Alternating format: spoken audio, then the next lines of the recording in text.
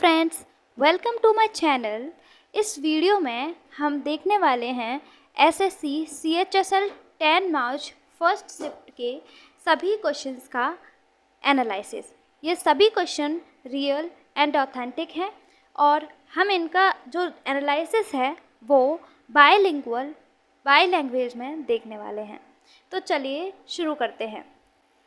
तो आज की शिफ्ट में जो पहला क्वेश्चन पूछा गया वो है which country has won the Fever women's basketball world cup 2022। किस देश ने फीवा महिला बास्केटबॉल विश्व कप 2022 जीता है। तो अगर हम Fever women's basketball world cup 2020 की बात करें तो इसमें जो विनर कंट्री रही वो रही यूएसए।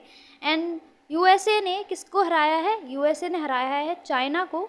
तो रनर अप रहे चाइना एंड थर्ड प्लेस जो रहा वो रहा ऑस्ट्रेलिया का। जो फीवा है उसकी फुल फॉर्म होती है federation international D basketball amateur. इसका जो हेडक्वार्टर है वो है स्विट्ज़रलैंड में। अगर हम फीवा 2022 की बात करें तो ये होस्ट किया है सिडनी ऑस्ट्रेलिया ने। नेक्स्ट क्वेश्चन है who has become the prime minister of Pakistan in 2022। 2022 में पाकिस्तान के प्रधानमंत्री कौन बने हैं? तो 2022 में पाकिस्तान के प्राइम मिनिस्टर बने हैं शहबाज शरीफ। इससे पहले कौन थे? इससे पहले थे इमरान खान। पाकिस्तान के प्रेसिडेंट बने हैं आरिफ अलवी। इसके अलावा हम अदर कंट्री के प्राइम मिनिस्टर के बारे में भी जान लेते हैं। अगर हम अदर कंट्री के प्राइम मिनिस्टर की बात करें तो नेपाल के प्राइम मिनिस्टर हैं पुष्पकमल दहल एंड बांग्लादेश के हैं शेख हसीना एंड श्रीलंका के हैं दिनेश गुणवर्धना। नेक्स्ट क्वेश्चन जो पूछा गया वो था what was the capital of Pandya dynasty. Pandya वंश की राजधानी क्या थी? तो पांड्या वंश की जो राजधानी थी वो थी मदुरई। ये जो मदुरई कैपिटल है वो मेंशन है कौटिल्य के अर्थशास्त्र में। अगर हम नेक्स्ट क्वेश्चन की बात करें तो नेक्स्ट क्वेश्चन पूछा गया Popular Front of India has been banned for how many years. Popular Front of India पर कितने वर्षों के लिए प्रतिबंध लगा दिया गया है? पॉपुलर फ्रंट ऑफ इंडिया को शॉर्ट में PFI भी बोलते हैं। 28 सितंबर 2022 को गवर्नमेंट ऑफ इंडिया ने PFI को अनलॉफुल एसोसिएशन डिक्लेयर कर दिया था और इसे टेम्पररी बैन कर दिया गया था 5 ईयर्स के लिए under UAPA act. Professor Sharad Pagare was awarded Vyas Samman for 2022 for which novel. Professor Sharad Pagare को किस उपन्यास के लिए 2022 में व्यास सम्मान दिया गया? तो शरद पगारे को व्यास सम्मान दिया गया उनके नोबल के लिए जिसका नाम है पाटलिपुत्र सम्राज्ञी। नेक्स्ट क्वेश्चन पूछा गया Jabalpur city is situated on the bank of which river. ये जो जबलपुर शहर है नर्मदा रिवर के किनारे बसा हुआ है। जबलपुर जो है वो मध्य प्रदेश की एक सिटी है। इसके अलावा मध्य प्रदेश की अदर सिटी भी देख लेते हैं जो एग्ज़ाम में पूछी जा सकती हैं। सबसे पहले हम देखते हैं नर्मदा रिवर के किनारे बसी हुई कुछ सिटी जो इम्पोर्टेंट हैं, जैसे अमरकंटक, नरसिंहपुर एंड होशंगाबाद। ये जो सिटीज़ हैं वो नर्मदा रिवर के किनारे बसी हुई है। ग्वालियर है चंबल रिवर बैंक पर, अस्टा है पार्वती रिवर बैंक पर और उज्जैन बसी हुई है शिप्रा रिवर बैंक पर। नेक्स्ट क्वेश्चन पूछा गया in which schedule of Indian constitution anti defection law is given. भारतीय संविधान की किस अनुसूची में दल बदल विरोधी कानून दिया गया है? तो दल बदल विरोधी कानून मतलब anti defection law. Anti defection law जो है वो 52nd अमेंडमेंट एक्ट 1985 के द्वारा लाया गया, इंट्रोड्यूस किया गया और इस टाइम पर राष्ट्रपति थे Rajiv Gandhi ji. It is given in the 10th schedule of the constitution. ये जो एंटी डिफेक्शन लॉ है वो कॉन्स्टिट्यूशन के 10th शेड्यूल में मेंशन है। अगर शेड्यूल से रिलेटेड एक क्वेश्चन पूछा गया है आगे आने वाली शिफ्ट में भी शेड्यूल से रिलेटेड क्वेश्चन पूछा जा सकता है। तो इंडियन कॉन्स्टिट्यूशन में टोटल 12 शेड्यूल्स हैं। इन शेड्यूल्स को लर्न करने के लिए एक ट्रिक है जिसको जान लेते हैं ताकि हमें ये लॉन्ग लास्टिंग मेमोराइज रहे। तो ट्रिक है टीयर्स ऑफ ओल्ड पीएम। चलिए इस ट्रिक को अच्छे से समझते हैं।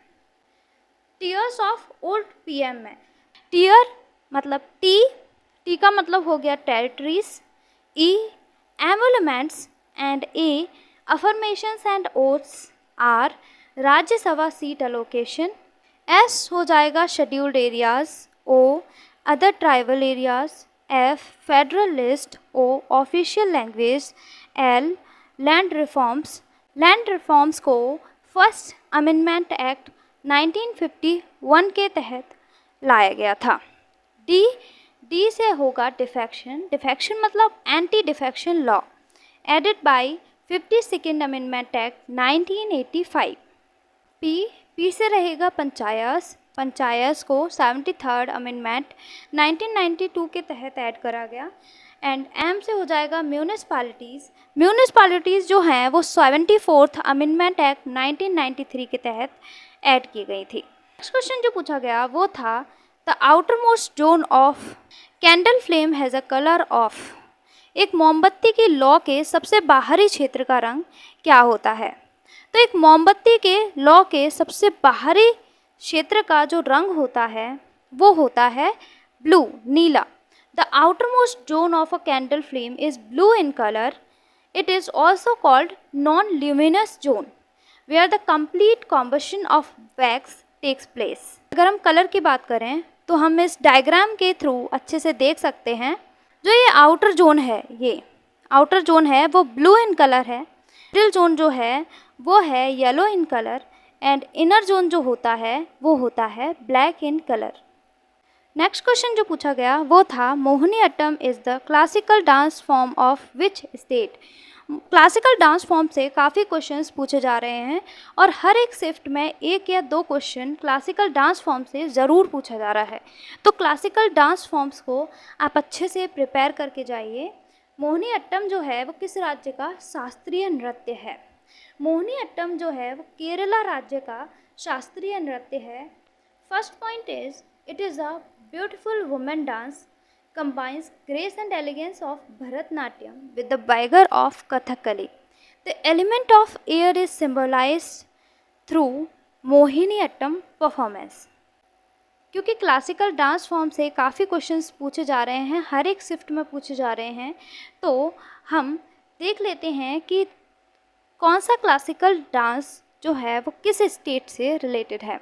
सबसे पहले अगर हम बात करें भरतनाट्यम की तो ये है तमिलनाडु से, सत्तरिया है असम से, मणिपुरी जो है वो है मणिपुर से, कथक है नॉर्थ इंडिया से और मोस्टली ये उत्तर प्रदेश का क्लासिकल डांस है।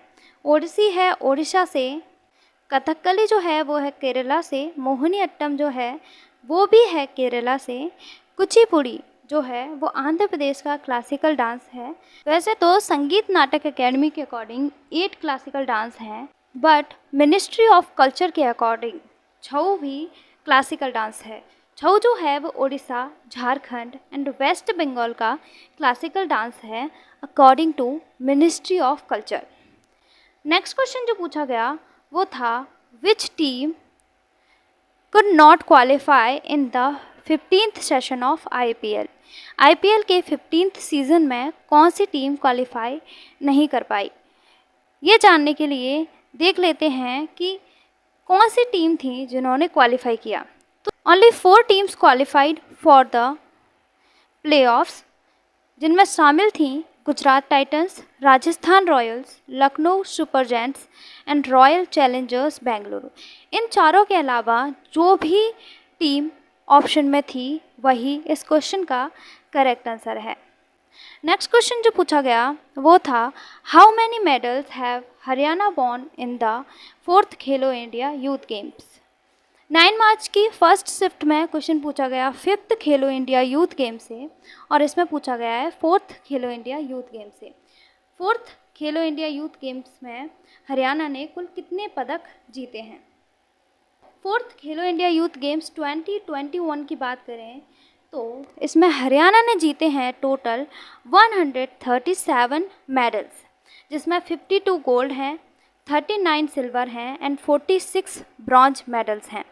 दूसरे नंबर पर रहा महाराष्ट्र, जिसने टोटल जीते हैं 125, जिसमें 45 हैं गोल्ड, 40 हैं सिल्वर एंड 40 हैं ब्रॉन्ज।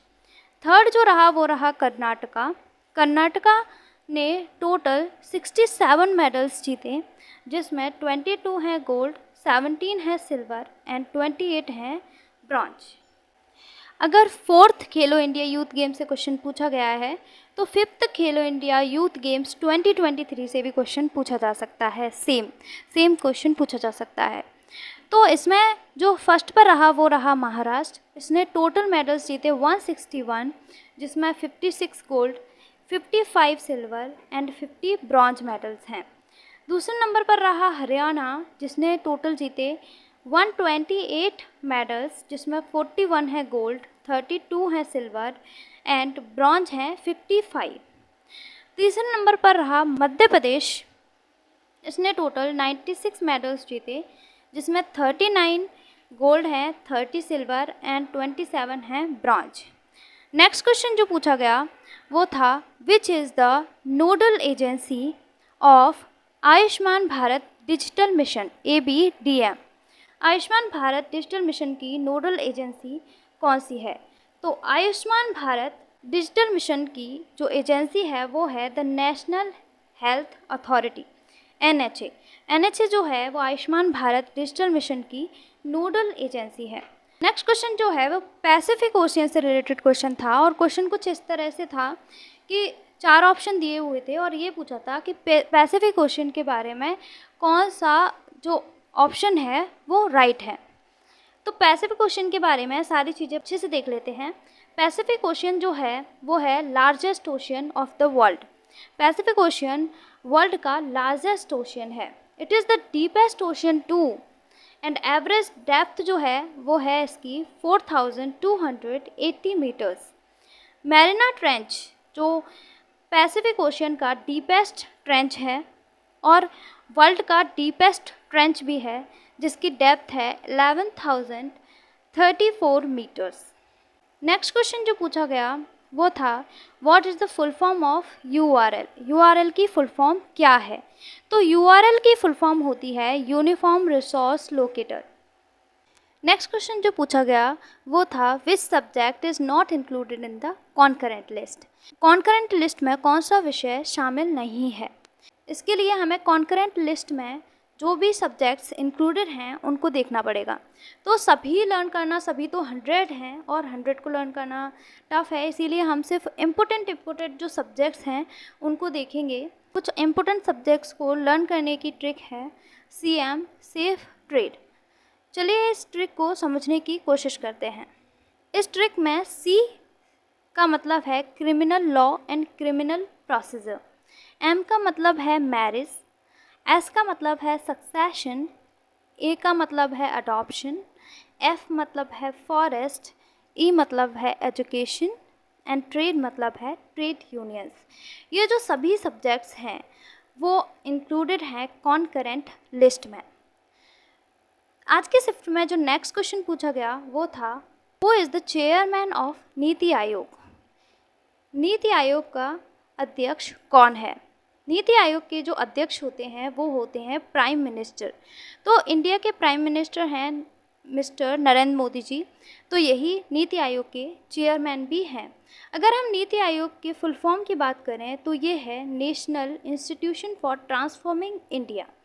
नीति आयोग जो है वो इस्टेब्लिश हुआ था 1 जनवरी 2015 को और ये आया था प्लानिंग कमीशन को रिप्लेस करके। नीति आयोग को think tank of government of India भी कहा जाता है। ये जो नीति आयोग है वो 15 ईयर्स, 7 ईयर्स एंड 3 ईयर्स के रोड मैप और एक्शन प्लान बनाता है। नेक्स्ट क्वेश्चन जो पूछा गया वो था Kathak is the classical dance of which state. Kathak जो है वो किस राज्य का शास्त्रीय नृत्य है? कथक जो है वो नॉर्थ इंडिया का शास्त्रीय नृत्य है और मोस्टली उत्तर प्रदेश में देखा जाता है। तो ये थे आज के सभी रियल और ऑथेंटिक क्वेश्चंस। आगे की शिफ्ट का एनालिसिस देखने के लिए हमारे चैनल को सब्सक्राइब करें। Thanks for watching.